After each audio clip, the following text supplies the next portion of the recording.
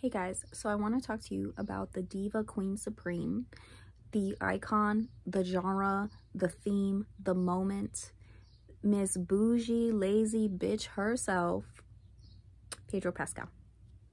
Okay, so I liked Pedro from Game of Thrones. I loved Game of Thrones. They disappointed me. The ending was so awful. His character was so profoundly tragic, and I thought he did a really great job at acting. So right now he's promoting a film at Cannes, at Film Festival. Cannes? Okay, I'm not cultured. I don't know how to say it.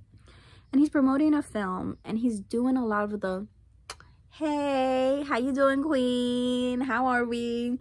Oh my gosh, and oh my gosh, you're a moment, slay, slay. He's doing all the internet logo. This is a 50-year-old man from Chile, okay? If he really is that guy, okay, I doubt it. I doubt it. Because he even talks about how he hit a real career slump.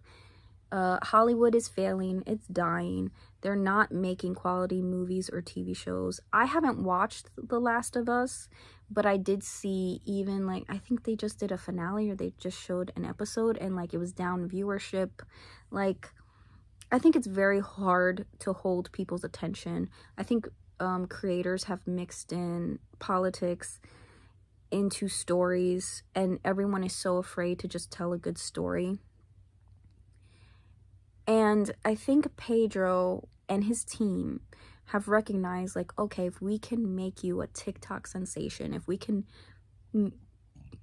excuse me, if we can put you in with the Instagram crowd, and we can make it so like the younger generation, or the younger people are like, yes, he is the moment. Or you know what, I'm not even gonna say younger, I'd say people that are chronically online, or people that are just very hyped to online culture. If we can make it so they love you and they're just yes, yes, yes, okay, then you're gonna get more work. And to me, it's very cringy to see him do that. If that's genuinely who he is, then it's like, okay, man, that's who you are, cool. I don't think it is. There's something about it that rings false and rings untrue. And what I've noticed is so many people online, on the one hand, it looks like they're losing critical thinking skills. And I think they're also losing the ability to recognize when they're being bamboozled, to recognize when something is disingenuous, when something is fake and phony. I don't think that Pedro Pascal, he doesn't seem like a bad guy. He just seems like a guy who's trying to survive.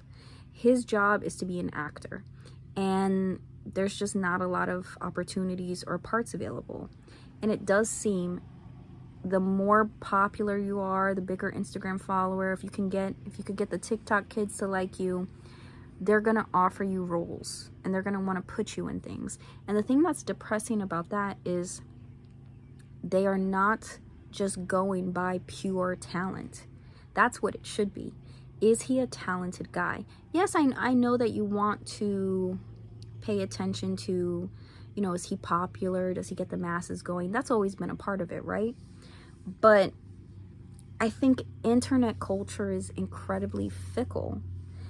If he said something slightly conservative, he would lose followers. Like that. Like that. He has to be hyper liberal. He has to be a little gay. He has to be a little feminine, a little sassy, just to get work. And I think that that's really depressing. I am a very feminine woman. I like the sassiness. I like all of that, all the slang and everything. I like it when it's genuine. I like it when it comes from people who are just genuinely like that, and they could just crack jokes, and they just have that sense of humor, and they're just cool and chill. I go to a gym that has a whole bunch of different age groups, and because it has a really nice pool, I love to swim. I'm not a good swimmer.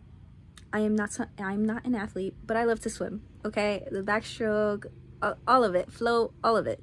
And because the pools are so nice and they're Olympic sized, there are so many people that go and use the pool, right? Because there's 3 different pools. And so you have people, you have, you know, like actual kids and teenagers, because they will go and they'll have their swim meets there. You'll have people who are my age, you have people in their 20s, people who are a little bit older. Just, you get such a nice mix of different ages, ethnicities. It's really nice. And we all go, we swim, mind our business, and head out, right? I've made some friends, but for the most part, you know, we're there to just kind of relax and do our thing.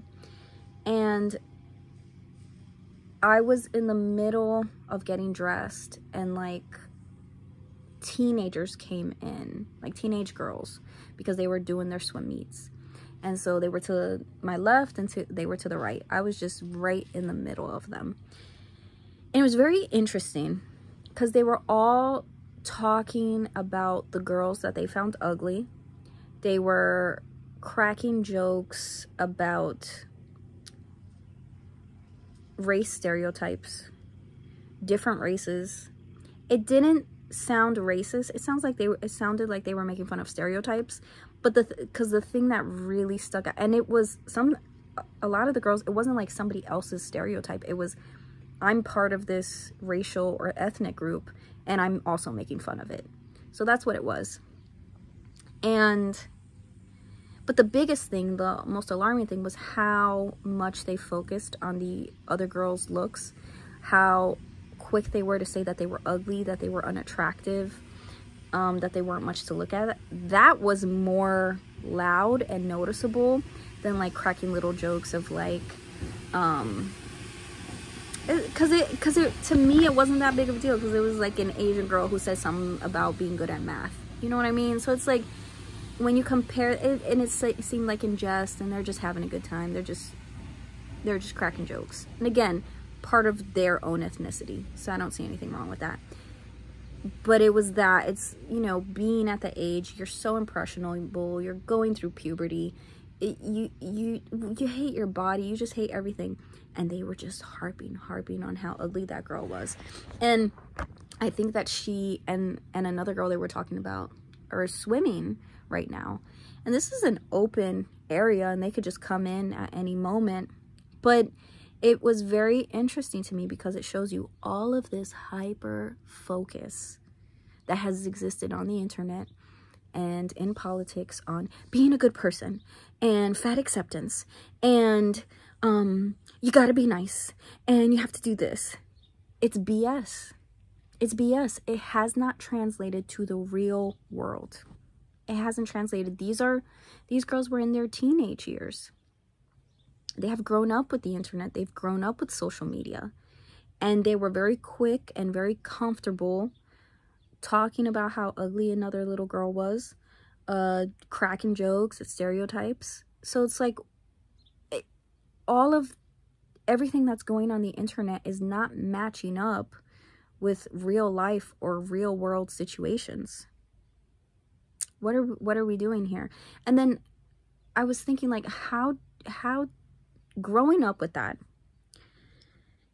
if you're growing up online and you're seeing like people get canceled and people get removed because they said the wrong thing, how do you deal with that?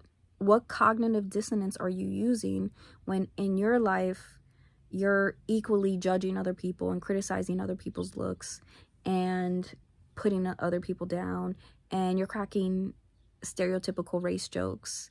How do you rationalize those two things? How do you rationalize when you see an actor who has to be very liberal, who has to be up to date on the slang, who has to do this whole yes queen da-da-da that he never did before just so he can get work, and you know that he could lose that in a second if he didn't do this pomp and circumstance, this whole little show? How do you rationalize that? How does that affect you as you're growing up, as you're becoming an adult? What does that do to your psyche as a person? I'm guessing nothing good. Okay.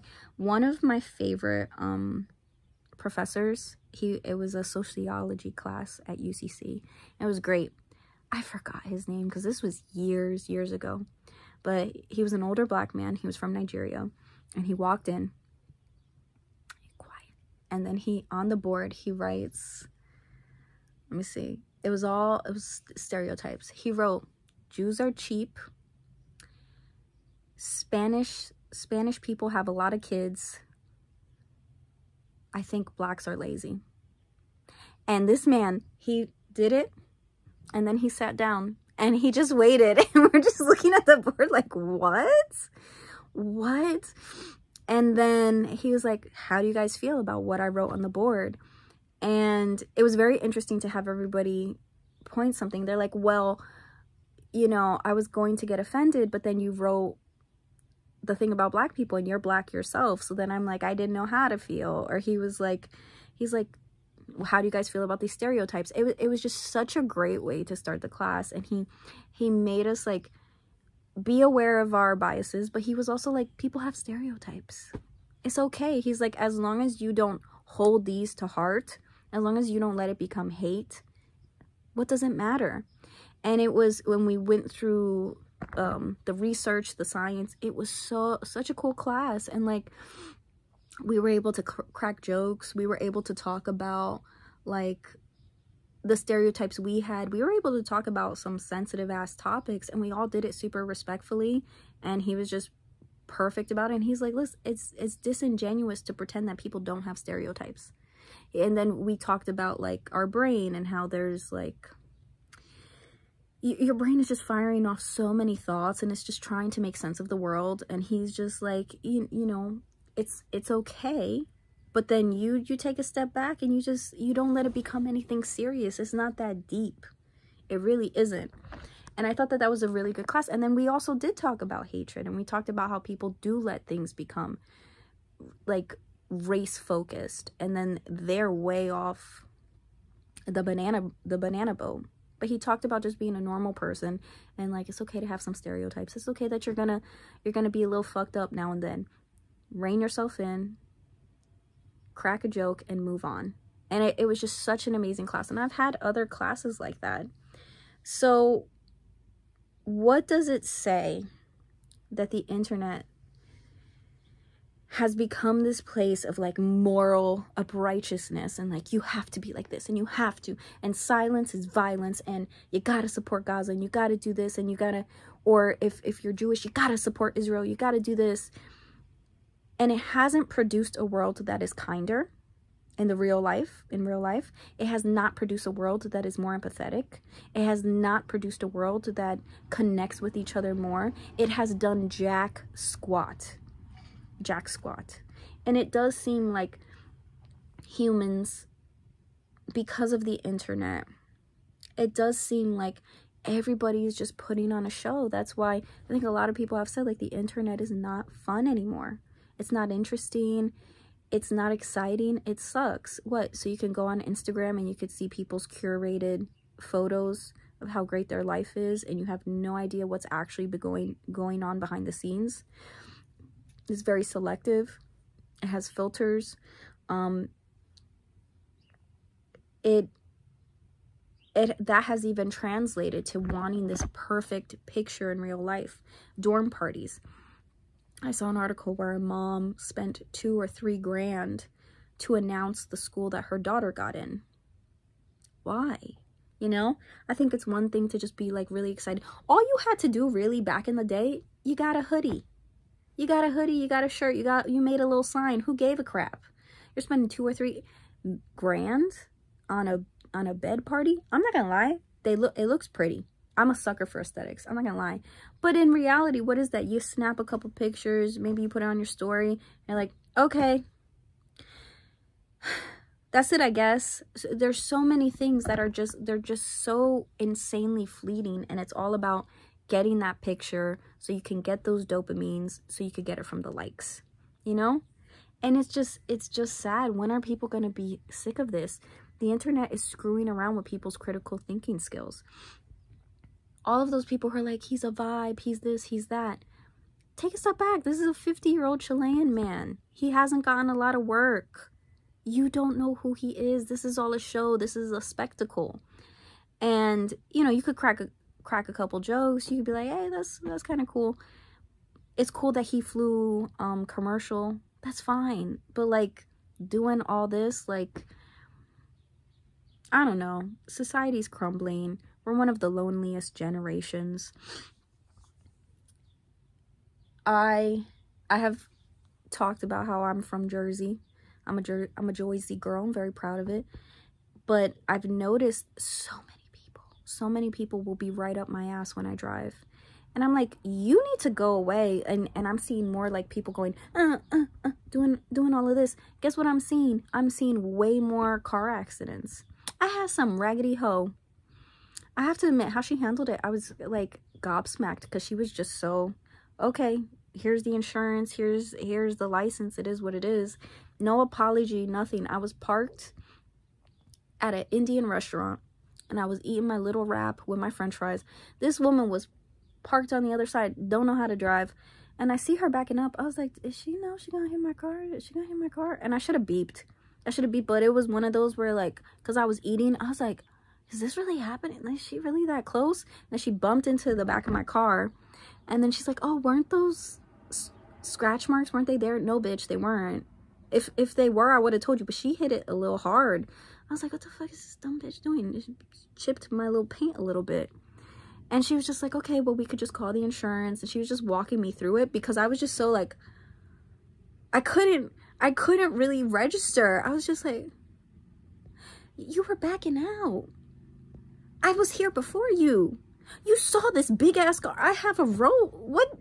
How did you do this? No apology. No, I'm so sorry. I'm so embarrassed. No shame, nothing. Just, okay, that's what insurance is for. Here you go. Here you go.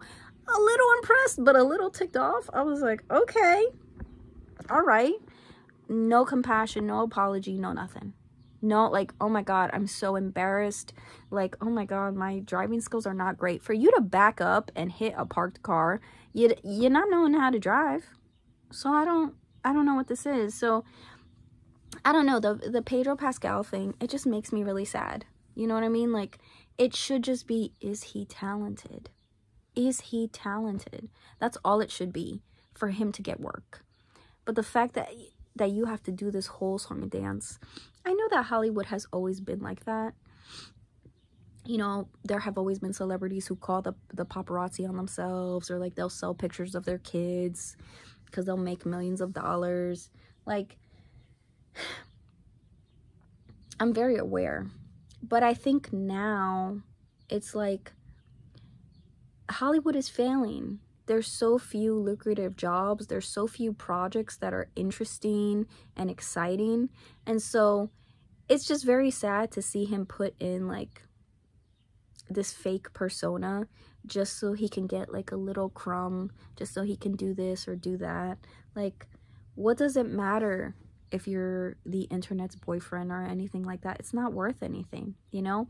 And I think it's very different, like, when you compare it to Keanu Reeves. When Keanu Reeves was like, oh my gosh, he's such a good guy, he had millions and millions of dollars under his belt. He had franchises under his belt. He was successful. If he wanted to walk away from acting, he could have, and he would have been fine, you know? But it was like, people would take pictures of him. They would take pictures of him on the subway. Slowly stories started coming out that he gave us money and stuff like that. But it was like you know, I could have egg on my face. Keanu could be a bad person too, who knows? Or it could be a persona. But it does seem more genuine from him. It seems like, you know, he's had a lot of loss, and that can be something that shapes you right the F up. Okay, you have profound grief. You have just a moment that is just so cruel and unfair. I feel like you can go two ways with that. You can either become a curmudgeon who's just angry and hateful and hates the world. And to be honest, I don't think anyone could fault you for that. Or then you go the other way, where you decide to become kinder and more helpful because you understand, like, the pain that I felt, somebody else could be feeling it. And it was so horrendous. And if I can make things a little better in a small way, I'm going to do that. So it seems more genuine from Keanu. Now for Pedro, I don't hate him. I don't think he's a bad guy. I think he's doing what he has to do to make money and to get work. But it's sad. It's sad if that's the case. It's sad if you have to just put on this persona. It's sad if that your talent can't just speak for yourself. You know what I mean? I think I went on Reddit. I think it was Reddit where I went on for like acting gigs because I was curious. I'll be honest with you, I am not that cute. I am short, but I'm gonna get into shape and I'm gonna take my little headshots and be like, can I get a commercial? Give me a commercial. Give me a commercial for 10 grand. I don't need a blockbuster. I just need to make a little bit of extra money on the side in this economy. You know what I mean? So I think I went to like look at information about like headshots and stuff like that. And there was a person who said they were trying to send their reels or their reel to agents, and then the agent was like, oh no, we don't really do that anymore. What we do is we come find you. We look at your TikTok following, we look at your Instagram following, YouTube. If you have a very large following, then we'll start offering you roles. But we don't really do anything else. Do you know how depressing that is? Do you know how much raw talent you're missing? Oh, I think it's because I was looking at something about Nepo babies too, and they talked about that too. About, you know, a lot of the actors, like they've always had like a boost, you know. They either came from very well-off families who were able to afford to send them to the best acting schools, like in the UK. They had a mom, a grandfather, whatever that was. There's a podcast I listen to, it's called Hate Watch, and there's a comedian, Devin Costa, he's so funny, but he says yeah, you know, you'll think that this actor or actress is like an everyman or whatever, and then you find out like their dad was the MGM Lion. Like, they're just so well connected, and that's so true. Drew Barrymore is one of that. She comes from like a legacy of like people in Hollywood, like she's like 4th generation or something like that. And you know, it's different when you're talented. If you're a talented person, it shouldn't matter, but it's like they just keep shrinking the pools where they would pick talent from. Just because someone has a large Instagram or TikTok following doesn't mean that they are the best person for the job, doesn't mean that they are the only talent in the room. Think of people like Meryl Streep or Denzel Washington. I cannot imagine them having to like build up an Instagram following. I can't even imagine like Denzel just looking like, you want me to do what? No, I'm gonna come in, I'm gonna be gravitas on stage, on film. You're gonna be so amazed with my performance, and that's it. That's all that should matter. Am I good? Can I deliver? Am I are you not entertained? That's all it should be. I don't give a crap about your politics. I don't give a crap what you think. I don't care. Here's another thing. People that have different opinions than you can have talent and can see the world from a different place that you might become better for experiencing. How is that lost on people? I don't understand. The podcasts that I listen to, like it's mostly guys who are around my age. They're all white guys, you know. I'm mixed. I'm white and Hispanic. Being a woman, I have a totally different perspective, and I love the podcast. It's so different. It's opened my mind to see things differently. I like Lemon Party and Tim Dillon, and these are guys that all, like, Tim Dillon is gay, but he's just very ruthless in how he views the world, and he tries to be in the middle. All of these things have allowed me to look at things differently. They've allowed me to experience art a little differently. I don't have in my head like, oh my gosh, the person has to be this and they have to meet this criteria and this criteria for me to enjoy the art. It's just, do I enjoy this art? What does this say? Does this force me to look at the world a little differently? The internet and the overuse of politics has caused the world to shrink and become so minuscule, so absolutely minuscule. And, you know, I'm not a conservative person. I'm not a liberal person. I'm in the middle. I'm in the middle, and I'm also in the, like, I don't really give a fuck. You know what I'm saying? Like, I care about human connection. I care about people being able to live a life worth living. I work in the mental health field. We are trained to not judge anyone. We are trained to check every single bias. That's not just liberal biases of like, okay, like check your biases that you're not racist or sexist. It's also conservative biases. Like you might have people who like guns who are very pro-gun. You have to be okay with that. You are probably going to have people who are incredibly religious and who are more conservative. You got to be okay with that. You got to deal with that. You have to be this blank slate because you are there to help people. You're not there to judge people. You're not there to force people into a box and say, you can only think this way. You can only think that way. You can only think this way. It is asinine to believe, and the left and right both do this, I'm on the right side of history. I'm on the right side of history. I think for some things, like, yeah, don't kill people, don't subjugate people to abuse, but then there's other things where it's like, is this really subjugation and abuse, or is this like we're splitting hairs over cultural stuff because our feelings are getting in the way?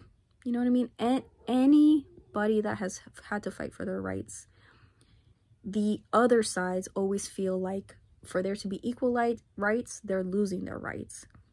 And those are all very normal human emotions. What would be beneficial is if we could all have a conversation and not judge and be like, I feel this way. I feel like you're stepping on my toes. And like, okay, well, let me explain why I'm not. Or what can we do? Can we find a compromise? But we don't do that. We don't. We're people that have we are creatures that have a lot of biases. We have a lot of cognitive dissonance. We have a lot of ways that we think that are faulty. We never score as high as we think we do on tests that test or measure our logic and rational thinking. Most people will score a lot lower than they think that they would. I'm one of those people. There are times where I'm like, oh, I gotta grab myself. I'm like, that's my emotions. And emotions are neither right nor wrong. They just are. And it's okay to be like, okay, you exist. Let's go down the list. Why? All right. Okay. And then you become a logical, rational person, and then you try to deal with it. The internet has not pushed that. It has pushed this over analytical analyzation of things, this neutered, overly academic view of topics where people want to sound and seem smarter than they actually are. I'm gonna be getting my master's, and sometimes I've encountered people who have their doctorate or they themselves have a master's, and just being in the field of academia, their head gets shoved so far up their ass, like where they'll be like, you know, and then the gravitational pull of the axis times 3 times 4, what do you think, or whatever. And it's not so much that they want to have a conversation, it's that they want to catch the person. They want to catch the person, and more than that, they want to show how superior they are to the other person. There are people on street corners right now that didn't have access to an education, and they're probably a lot smarter than some of the people in academia, and vice versa. There are people in academia that are a lot smarter than some people on street corners. It's life. It is what it is. Not every genius gets the opportunity to succeed and advance in life, and some dunce fail upwards and they get to very high positions in life, but there's a lack of ingenuity, or there's a lack of charisma, there's a lack of originality. You know what I mean? So I don't know.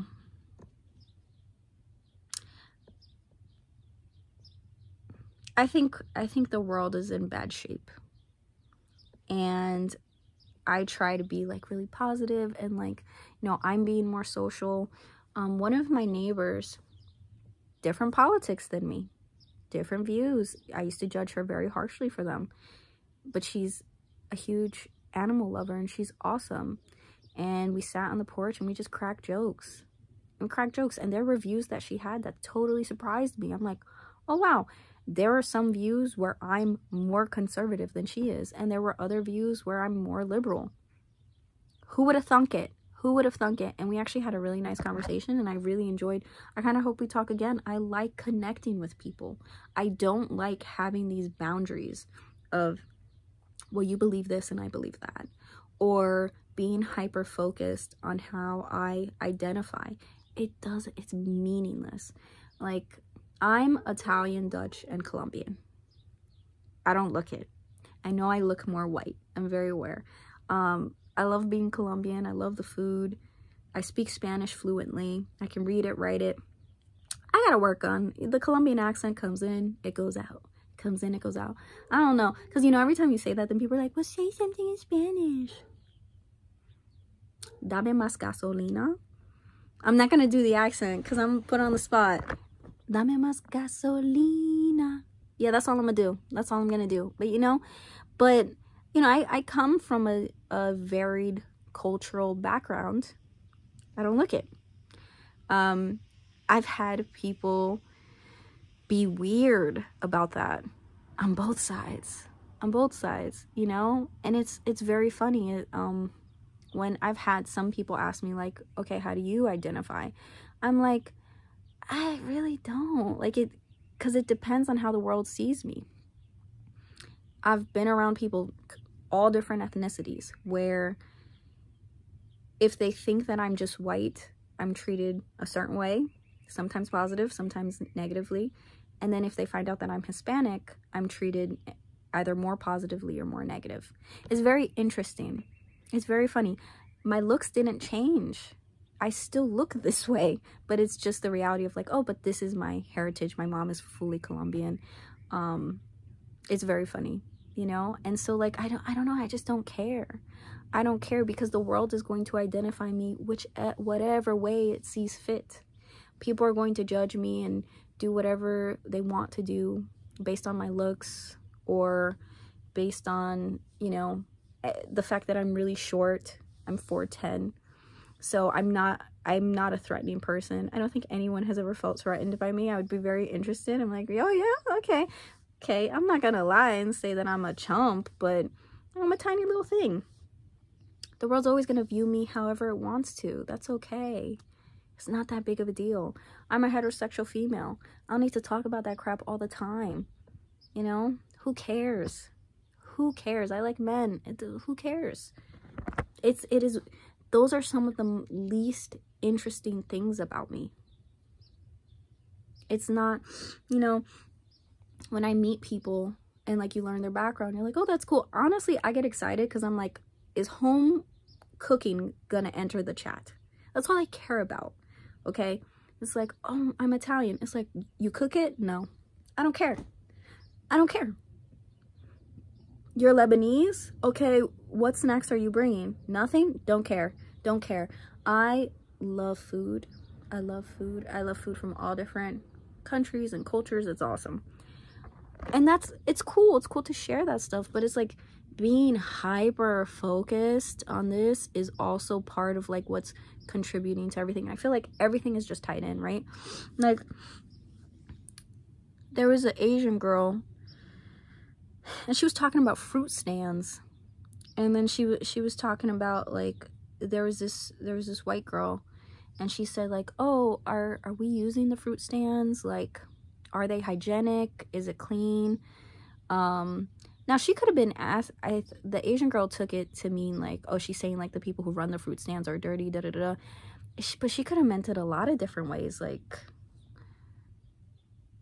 you know, if we're looking at the fact that a lot of migrants have been kicked out of the country, and they are primarily the people who deal with fruits and vegetables. So if there's a worker shortage, is the fruits and vegetables that are going to supermarkets and to these fruit stands, are they really clean? I don't think that that's a bad question. It's food issues can happen so easily. Outbreaks, food poisoning, that stuff is very easy, you know. And she talked about in the summertime, so that makes sense too. In the heat, food is more prone to developing bacteria. So I don't know how she meant it, because it was such a short little clip. But the Asian girl was like, this is a microaggression, blah, blah, blah, blah, blah. Shut up. Do you know, I have Hispanic family members and friends that have to do odds and ends jobs like that. Okay, I've been one of those people too, where it's like you're like, man, I'm trying to make a buck. It is what it is. And I don't think that they would give a shit. They'd be like, oh, okay, yeah, that's a valid question. Yeah, I go and I, you know, it's clean. This is where I get the food from. I get it from this market. I don't think it's that deep. And it was very interesting because she was like, you know, food stands or fruit stands, they're mostly owned by people of color who are of low economic stature. And like it's again not seeing like the issues there. Yeah, you're right. It's probably mostly Hispanics, if we're being honest, at least in my area. But there's white people that can do that too. There's white people that have their little stands. You know, and it's also like putting, like, you know, Hispanic people are just poor. They're poor. People of color, they're poor. And it's like, I don't know if that's a good look, you being Asian and sitting in a really nice apartment doing your little makeup. You know what I mean? It's just like, maybe some things are not that deep. Maybe some things are okay and they're not that serious. Because that was something we talked about in my social psychology course. And my professor, he was so funny. He showed us like a picture of like people in their 20s and they were complaining about microaggressions.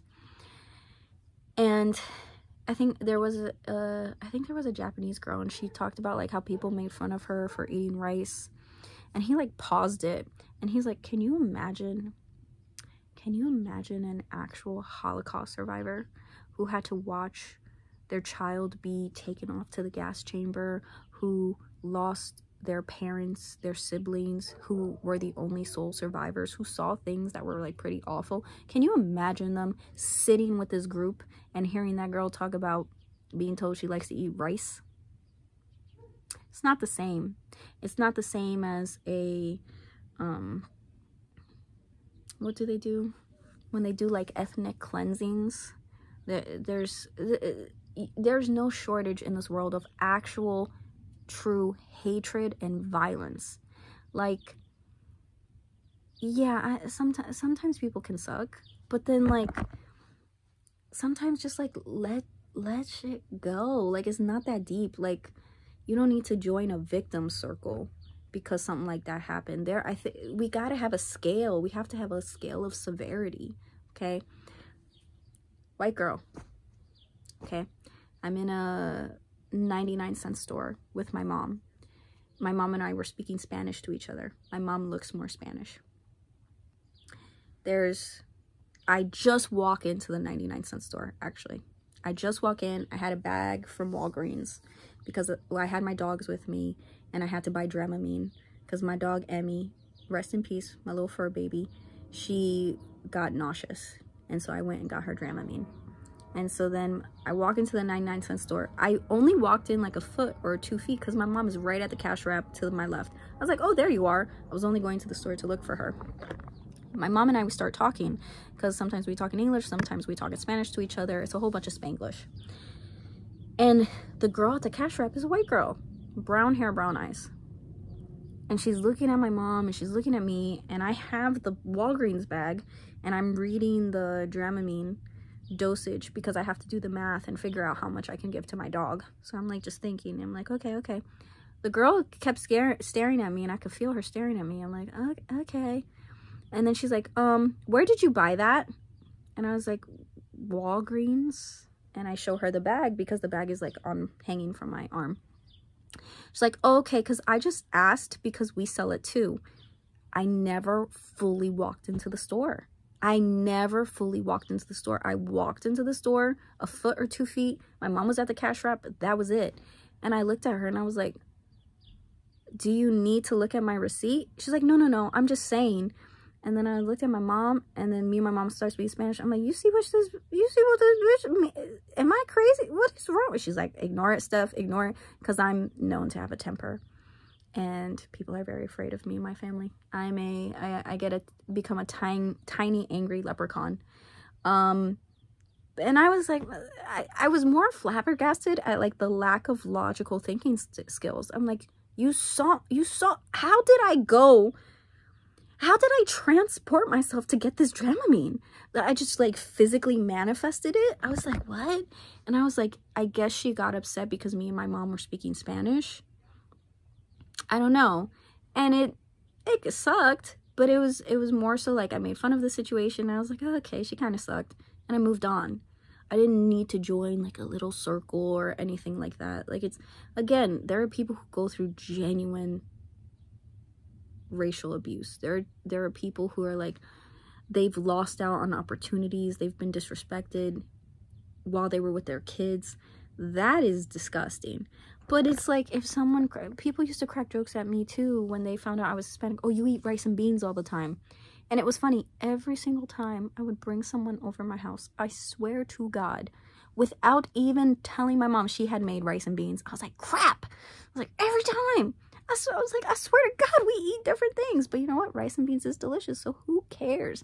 That doesn't hurt me. We've lost like the scale of like severity. This is low level. Life is hard. Life is hard. You're gonna have real regrets. The people you love are gonna die. You don't have control over a lot of things. Life is bleak. Life can be tough. And worrying about this trivial bullshit, needing people to do this like fake persona just so you can enjoy entertainment is so lame. And it is probably a good explanation for why the music and the movies suck. Why they suck. Everything is a theatrics instead of just like, I just want your talent to speak for yourself. I had done a review on the Bob Dylan movie. I do not care for Timothée Chalamet. One of my friends waited on him in Newark Airport, and he was like nice in the beginning. He was like, oh my God, you gonna watch Dune? And he's like, yeah, man, I am. And then he came back to like give him his food or something, and then Timothée Chalamet was like, I'm on the phone. And he was like, I'm not trying to talk to you right now. What are you doing? So I'm like, I don't care about that skinny little twink. I don't care about him. And I don't mean twink as in like, oh, maybe he's gay or something. It's just like, probably shouldn't say that. He's like a skinny little cigarette looking dude. Like, he's just, there's something about him that's like greasy. He's like a greasy little otter. There's something about him that just comes off as very conniving or just very like full of himself. Like, I don't care about you. I don't. And I think it's that. He was a little rude to my friend. I don't forgive. No. Sorry, I don't forgive or forget when it comes to shit like that. No. But, I do. But, nah, he's a celebrity. Who cares? And screw Dune. I've never seen Dune. It looks like a ripoff of so many other movies. Like, I don't care for the aesthetics, the desert. I don't care. But, I forgot where I was going with this. He sidetracked me. Oh, yes, the Bob Dylan movie. And there was a group of 20-year-olds, and they were watching the movie with me, and it was very interesting because they would be talking, they'd be on their phone, except when people would start singing. When Timothée Chalamet or I forget the woman's name, but she played Joan Baez, I believe. When they would sing, when you would hear their voice, everybody shut up. Everybody paid full attention to the screen because it was undeniable that those songs were beautiful. It was undeniable that there was actual genuine talent in front of you, and it left people gobsmacked. There are not a lot of actors and actresses or singers and songwriters that are doing that. Everything is all about a show. It's an experience. It's the lights and everything was shiny. We've become baboons that are just like distracted by like little shiny trinkets. What it makes us different than them?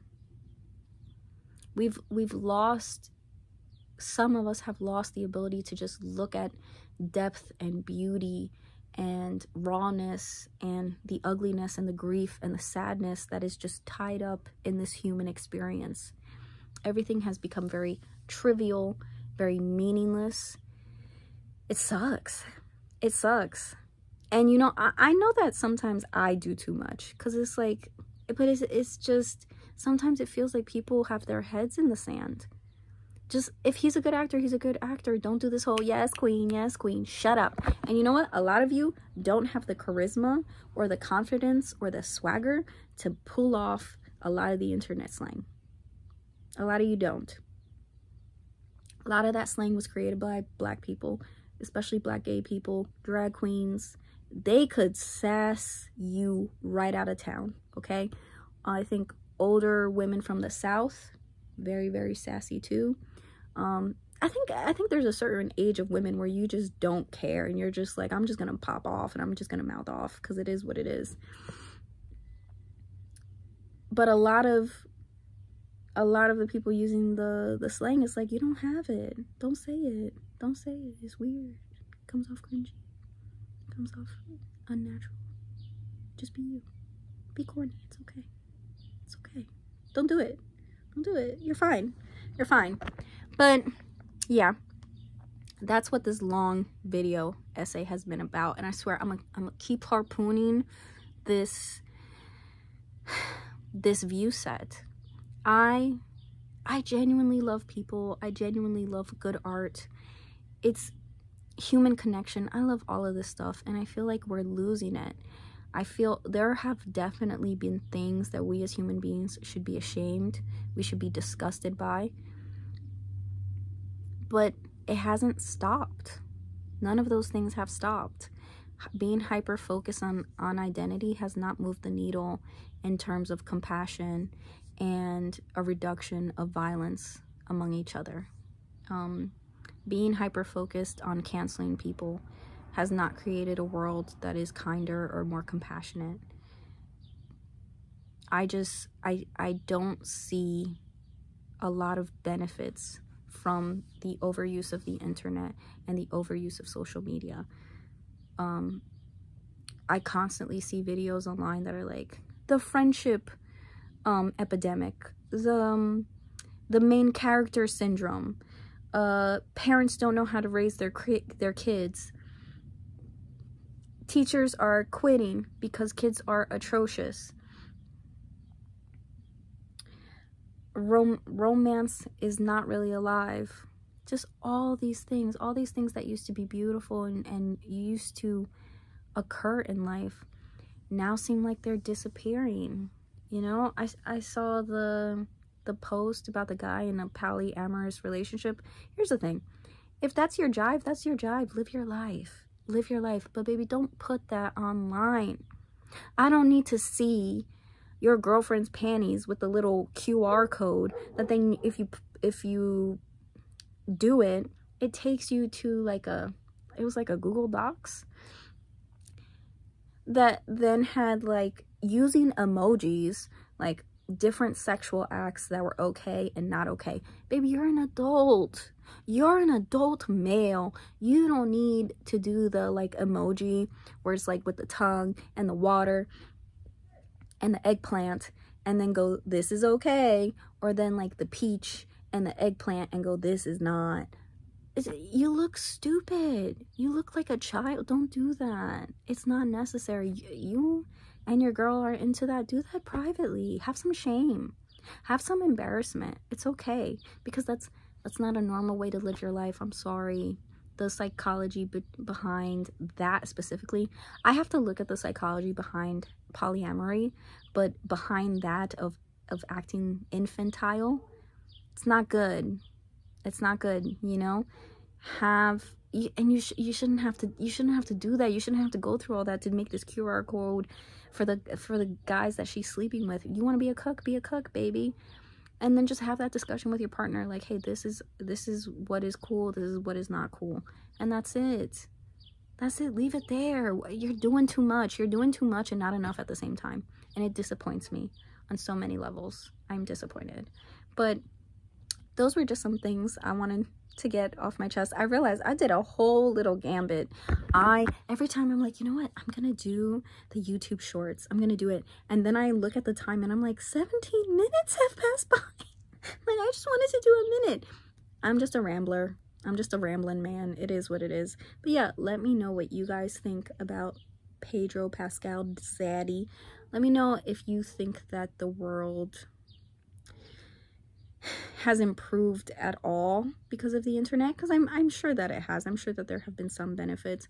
Let me know what you guys are feeling, if you guys are also feeling the fatigue. I've realized the hypocrisy of, I'm fatigued by the internet, but I'm making videos to put it up as content. I think that everyone should just have a cap on the internet.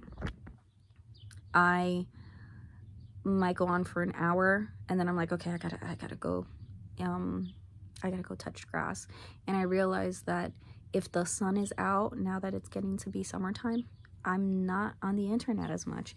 It's more so like, today is a gloomy day, it's probably gonna rain, that I'm like, okay, I'll be on the internet for a little bit. But just have a cap on it. Focus on your relationships. Go on here, lay off some steam, and then shut it all down, because it's not great. But yeah, those were some thoughts. So let me know what you guys think, and I'll talk to you soon. Bye.